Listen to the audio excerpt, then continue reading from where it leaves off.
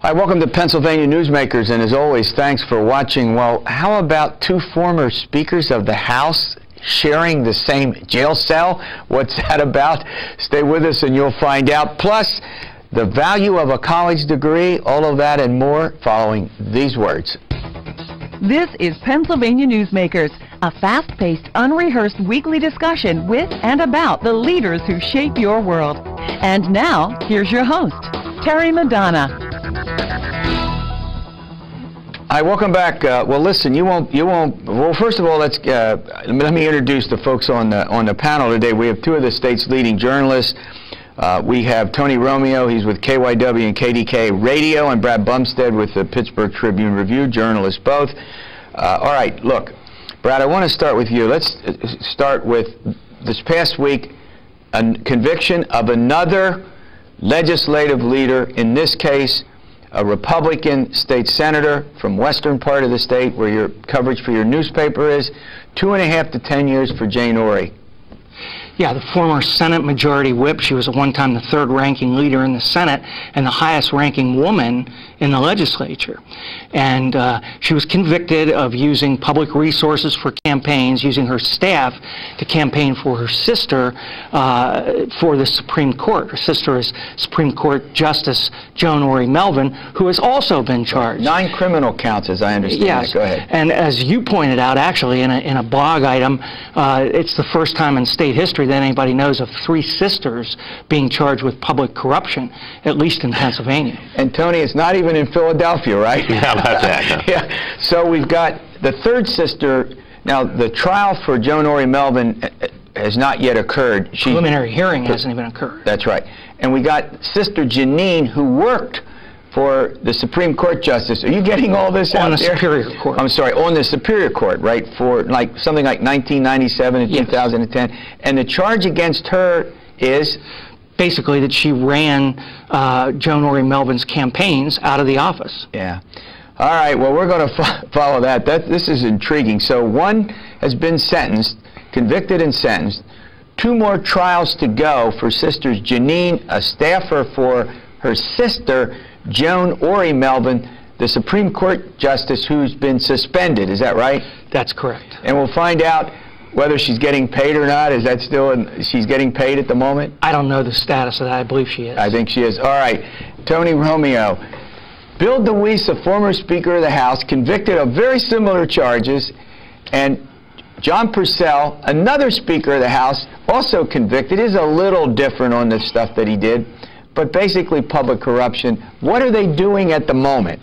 Well, according to CapitalWire.com, they are sharing a cell at the prison in Camp Hill, which they will not be there permanently. Right. They will eventually be sent to different facilities. I'll tell you, we're talking about first in Pennsylvania. First of all, we've had 2 speakers. We had one convicted in the 1970s, Herb Feynman. Now we have 2 of them convicted, all within about a 2-year time span. Do I got that right? Yeah, and the fact that they are sharing a bunk, apparently, went national. I saw an ABC story on it. And look, this is really the political odd couple, you know, yeah, been put in together. Right. And it just makes you wonder if they're in there plotting the takeover of the administration to place it under the Philadelphia Parking Authority. There you go. Now, they didn't agree much. You covered them. They were kind of, one's a pretty liberal Democrat, and the other one is... Purcell, pragmatic Republican, wouldn't you say? A deal maker? Well, yeah, I think he had a lot to do with things that got done during the period of the Rendell years when you had a Democratic, activist Democratic governor and a Republican-controlled legislature. I think in particular, the gambling bill, he had a lot to do with. All right, before we leave the subject, we've got one more to go. Former Representative Stephen Stetler, York County, former House member, who will stand trial very soon, maybe even this week. Coming up, go ahead. Pick the jury. Pick the jury. And the trial starts, I think, the following week. And Steve Stetler always had a great reputation when he was in the legislature. He became Revenue Secretary under former Governor Rendell. But he's charged with some of the same things that these others are, using public resources for campaigns, that he wouldn't. The allegation is he wouldn't go to a private system of you doing opposition research and sending people out in the field. He's accused of still using state staff to do that. And I should point out, the last we heard, the investigation by the Attorney General is still ongoing. Yeah. Oh, yeah. Well, the issue is whether it goes to the Senate, because the Attorney General and the new Attorney General, since Governor Corbett, taken another office, then Attorney General, nothing has happened with the Senate. With the Attorney General, senators have been prosecuted. There's no evidence of it. No. Okay, no evidence of it. All right, when we come back, Governor Corbett is proposing this huge tax break for Shell Oil, $17 billion spread over 25 years. Very controversial. I'm going to ask the reporters where they think that will go after these words. This broadcast of Pennsylvania Newsmakers is presented by the Pennsylvania Chamber of Business and Industry, the statewide voice of business, and by the Pennsylvania Cyber Charter School, bringing educational innovation and freedom to the children of Pennsylvania. This broadcast of Pennsylvania Newsmakers is brought to you by BetterSaferRoads.com. To voice your support for safer highways and less traffic congestion, visit BetterSaferRoads.com. And by the Pennsylvania Manufacturers Association. Business in Pennsylvania is our business. Welcome back with a duo of reporters, Tony Romeo and Brad Bumsted. The host, who never makes a mistake, made one. It should be $1.7 billion. Shell and the other oil and chemical companies, would love it, right, Tony, if they got $17 billion. What do you think? They can give me $17 billion if they want. Yeah, that's true. All right, go through the details of this. This came sort of out of the blue, right? Even though apparently there's been ongoing discussions privately about this. Tell our viewers a little bit about this. Well, yeah, it emerged this week that the administration, as part of its efforts to woo Shell to build the facility in western Pennsylvania, is offering this tax credit of, it's actually $67 million a year for a 25-year period. Yeah, right. Would not actually start, I think, until 2017. That's right. And of course, critics immediately pounced on it as another, giveaway to big corporations. The administration's response is, hey, we had to compete with Ohio and West Virginia to land this facility. And I thought it was very interesting, the muted response of the Democratic leaders in the House and Senate. The minority leader in each of the House and Senate are from western Pennsylvania, and they're not criticizing the deal, just at this point saying they want more information. Do you think they're, Brad, do you think they're enticed by the jobs? I mean, make no mistake about it, we're talking about a lot of jobs here, 10,000 to 20,000 jobs. Wow. Counting a spinoff. The rap on Corbett about this right now is that how can he come up with this money when he proposes cutting education and social services? How could you do this? Well, let me tell you that if Governor Corbett had not offered this and West Virginia or Ohio had and got the Shell plant to locate there, Corbett would be roundly criticized right now for not being aggressive enough to get these jobs. So you think in some way he's in that proverbial, Tony, catch-22 where he has to do something? I read somewhere where they're trying to get, if they get this done, that Shell would not do something in Ohio, maybe drill more or stake out new claims to new land. Maybe I misread that. But at any rate, is the governor, do you think, going to tie this to things lawmakers want? This looks like it could be one of these classic deal makers. He gets, they get a restoration of all the cuts to basic ed, higher ed, and county human services. He gets this. Boy, it smacks of... I didn't see it as a horse trading opportunity. Okay. Maybe Brad has a different view of it, but I definitely think that it's a catch-22 for any governor in this situation. I think Brad is absolutely right. If we had lost this plant to Ohio, the same people who were criticizing, many of the same people who were criticizing him, would be criticizing him for that. I think you saw that in the Democratic leader's response, not coming out and criticizing him and pointing out the statement from the Senate Democratic leaders was, look, we already praised you for landing this deal. I do think that you can curse the system which creates the situation where states are competing and have to offer these what you might call sweetheart deals, but that is the reality. So what's a governor to do? Yeah, he is. Go ahead. Well, another point on this too. It's not just liberal groups that criticize this type of tax break for companies. Conservatives like the Commonwealth Foundation are against what they call corporate welfare, and they would rather see across-the-board tax cuts for business, not picking and choosing winners, as this appears to do. Yeah, I guess the other argument is that this is, according to some, and I've not confirmed, I mean, just in terms of the reporting, the world's second largest corporation, they made something like $31 billion in profits. And so that argument is also being used as a reason not to do this, right? Well, of course. Again, though, the problem is the system is what it is.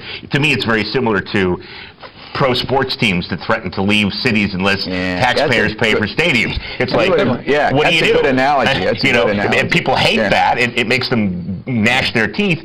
But on the other hand, are you going to be the governor who loses the Steelers or the Eagles? That's right. And as both of you have covered these stories over the years, in order to get them to stay, you have to fork up millions and millions of dollars to build stadia, right? It's also hard, I think, for some to criticize, because after all, many of Corbett's critics are complaining that everything right now we're doing should be about jobs, jobs, jobs. Well, this is about jobs. Yeah, and in a best case scenario, this is a company that's not just going to come in and locate.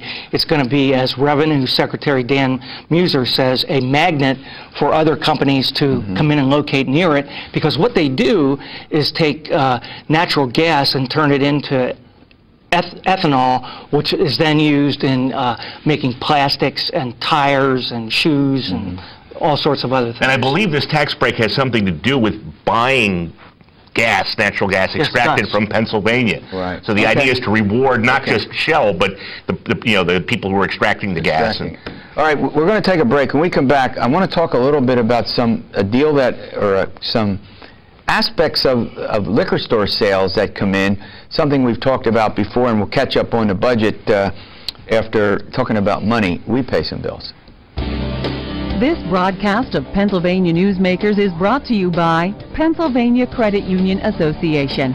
Pennsylvania Credit Unions, where people are worth more than money. To find a credit union that is right for you, check out ibelong.org.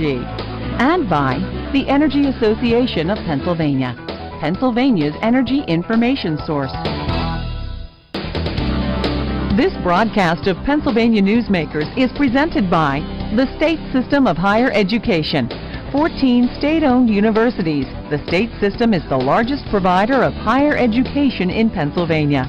And by the Hospital and Health System Association of Pennsylvania, working towards a healthy Pennsylvania. Welcome back with Brad Bumsted and Tony Romeo, both journalists covering the Capitol, among other beats.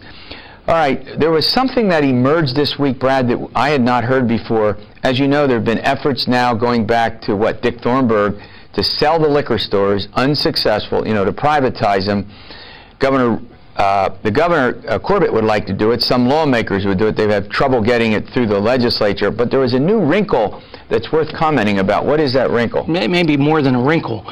As the House was poised to perhaps vote on it last week, the union representing state store clerks announced that they reached a new contract that extends for 4 years and includes a clause that says that any private employers, which you would have if you get rid of the liquor stores, would have to employ union workers.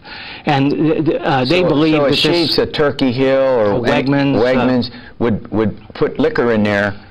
They would get a license. They would have to finish my thought. According to Wendell Young, the head of the union, they would have to hire union workers. But the Corbett administration said they're fantasizing that there's no way that you can require private employers to hire union workers. Clearly, it sets up the possibility of litigation over a year or two. Yeah. All right. Before I let you guys go, Tony, the budget.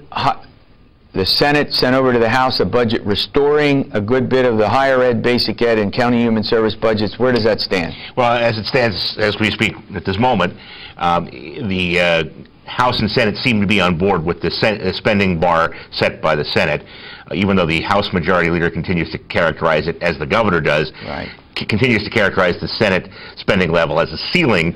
The House Majority Leader has indicated he's pretty much on board with the spending level set by the Senate. However, the governor, when he says ceiling, seems to mean that's absolutely as much as I want to go, and I don't want to go that high. So it seems like we've got the legislature at this level and the governor who wants to spend less. All right, I hope to have the governor on the program next week, and if I do, we'll see. I'm going to ask him that. I'm going to ask him about some of these other things that we've talked about. All right, the value of a college degree. Our friends from the Credit Union Association are here. We'll find out. Does it matter? This broadcast of Pennsylvania Newsmakers is presented by Highmark Blue Shield, changing the way health plans work for business with a variety of plan options for employers and more choices for employees. Information is available at highmark.com. Have a greater hand in your company's health. And by the Pennsylvania Healthcare Association, the future of long-term care.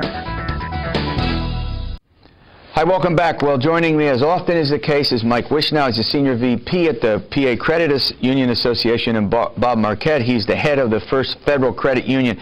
All right, guys, look, there's a lot of controversy right now about college education. 1 out of every 2 recent college graduates, unemployed or underemployed.